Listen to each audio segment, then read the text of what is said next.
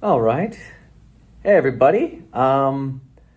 So I decided to watch The Brutalist recently because it was in one of like five theaters in the country that was actually playing the damn thing, and well, let's just get into it. So, The Brutalist, first out of the way, should you go see this movie if you're in the area and it's in one of those set areas that it's playing? 100%. It definitely was one of the better movies of 2024. You know, it's it's a bit of a beefy movie. The version I saw had an intermission, so that clocked it up from around 3:35 to just shy of 3 hours and 45 minutes. And thank God for the intermission. I had to piss so bad, but it how does the runtime feel? Because I know that's the big thing people talk about. The runtime was actually not that bad. All things considered, it was actually paced pretty well. Definitely a slow burn of a movie, but one that I found myself enjoying quite heavily. Uh, Unlike something like Killers of the Flower Moon, where it felt like reading a book for a school assignment in terms of how it was paced and how it was, and how long it was. The Brutalist felt like it was just a rather short miniseries that they just decided to compile together and release it in a movie. And I mean that in the best way possible. It really was my eyes were glued to the screen the whole time. I never once felt like I was like, oh boy, when's this fucking thing gonna end? Um, but what is The Brutalist about? Well, it's about a Holocaust survivor by the name of Laszlo who comes to America after the end of World War II to try and make a name for himself. And excuse me, and finds himself suffering the highs and lows of the American dream. Now, this movie has phenomenal acting, especially from Adrian Brody, who, it's weird. I haven't seen him on screen in you know, well over a decade. I think the last thing I really saw him in was Predators back in 2010. So well over a decade. And in this movie, it's like, damn, I really forgot how much I missed seeing Adrian Brody on screen because he fucking kills it. As a Jewish architect who studies brutalism, he is absolutely fucking phenomenal, and he is in pretty much every scene in the movie. And Felicity Jones as hold on a second, let me look it up here. Erzabet. Felicity Jones as Erzabet is really, really good as well, even though she doesn't show up until I think just a little over an hour and a half into the movie. Which, yeah, that's, yeah. But as good as this movie is, with great performances from, let's see, sorry, I have a hard time remembering names, but you have Joe Alwyn, Guy Pearce, Rafi Cassidy, and Stacey Martin. Or even Isaac, whose last name I cannot pronounce because I'm just going to butcher it. Everyone delivers a phenomenal performance, and Brady Corbett does a phenomenal job as well as the writer, director, and producer of this movie. Oh, sorry, co-writer, but still, there's a lot of themes here that, he tries to tackle, such as the American dream, anti-Semitism, xenophobia, the pursuit of happiness. And everything is put together so well. Even the cinematography that was shot in this division, as well as a 166:1 aspect ratio shown in an IMAX theater. Chef's kiss. Phenomenal. But, this movie from a subjective standpoint, I would give, probably a 9 or a 10, and even from an objective standpoint. And yes, you can rate things from an objective standpoint. There are movies that are objectively good that you don't like, just as there are movies that you like that aren't good. This is an objectively great movie. In fact, this is most likely going to win Best Picture or just a whole slew of accolades, of awards. That being said, I did find it a little derivative of other films, such as Once Upon a Time in America, The Pianist. There's a lot of films whose who's touched upon certain themes that this movie's tried to tackle. And there are times where you watch this and you just go, I feel like I've seen this somewhere else before. And that's not to discredit the movie at all. This movie is really good and explores its themes very well. Even at times, some rather shocking and really out of nowhere events. For those that have seen the movie, you know exactly the scene that I am talking about, where it's just like, where did that come from? It makes sense, kind of in the context of the story, as well as the themes it tries to tackle, of immigrants being taken advantage of by wealthier people to achieve their own dreams. But there's something that happens towards the latter half of the movie, and it's like, are we really doing this? Are we really fucking doing this? Jesus Christ.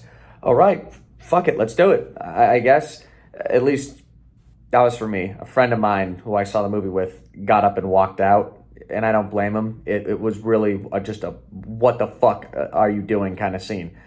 But it's just as great as this movie is. And as much as I'm going to give it a recommendation, I cannot argue the fact that this does feel like a lot of sprawling epics about the 1940s, about the immigrant experience that, that's been seen a dozen other times. Does that mean you should discredit this movie in the slightest? No. You should see this movie. It's very rare that we even got something like this in this modern age of sequels, remakes, superhero movies, action movies, yada, yada, yada. And of this length too, golly, you got to see this. You got to see it. It was made for like $10 million. You'd never be able to tell. The production design for this movie is off the charts. Everything about this movie is so well constructed, well executed, and just a fucking feast for the eyes. And I cannot say that this movie slogged. It was paced so well. I never once felt bored. But despite there being one scene where it's like, really, are we doing this?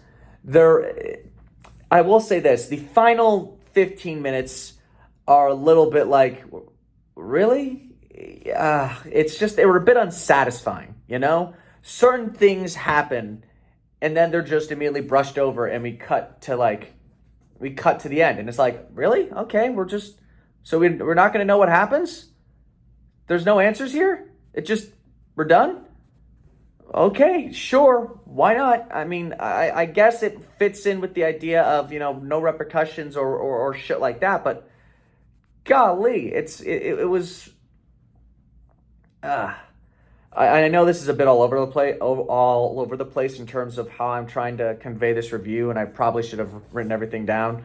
But the Brutalist is just, there's so much to talk about when it comes to this movie. There's so much to dissect. There's so much to analyze and talk about, And kind of like the Green Mile, there are certain arcs that this movie has, we go from this section, and then there's this section, and we go to here, we go to there, and there's so much grandeur in this movie's presentation, and there's a lot of wonderful things that I would love to say about it. However, as much as I can recommend this movie for you, if you don't have the patience for a very slow burn movie that is more antithetical or more, I guess, maybe even poetic is a good way to describe it as well. It is poetic at times. And it's a very beautiful and very methodical movie. This is made by someone with a clear vision and a clear story to tell. And if you've read any interviews with the director, he he's like, how are we able to sit through a 4-hour Justice League movie or a 3-hour Avengers movie, yet we're not willing to sit through a 3.5-hour movie about an architect? It's, as much as I feel like that's an unfair comparison because those are action movies and this is a very, very hardcore drama, it does beg the question of, of bearing with it and actually giving it your full undivided attention, whether you want to give it or not. I compare a lot of it like reading this fucking homunculus, a book of this caliber requires your attention. It requires you to remember certain characters, certain things, certain events. And it definitely did challenge me because I'm more used to something like action films, like Dune even. Like this was a very, very interesting watch that requires your full attention and it requires you to use your brain. It's kind of a thinky movie. Not to the extent of something like Inception, but it definitely requires your undivided attention. And I think this movie deserves it. I think this movie deserves your attention. Whether you're a fan of comedies, dramas, this is, I think, in terms of the modern experience of witnessing a movie from like the 60s, 70s, and even early 80s, this requires your attention. This requires your full undivided attention, because if you're not willing to watch like something like Once Upon a Time in America or any one of those sprawling epics that Hollywood used to make, give this one a try. It's not old, it's new.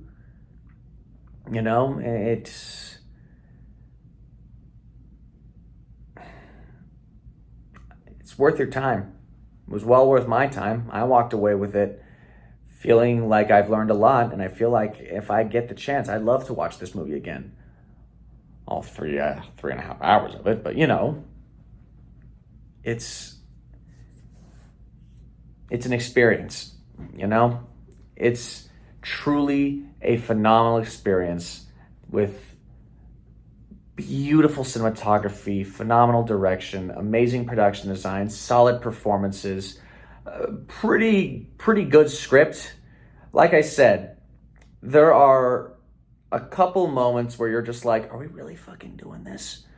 As well as an ending that may leave you a bit unsatisfied, as well as an overall story that does feel a bit tropish at times, because this does feel like a movie that we have seen countless times before, at least to the extent of sprawling epic set a little bit after, World War II. But I digress. I give The Brutalist a 9 out of 10.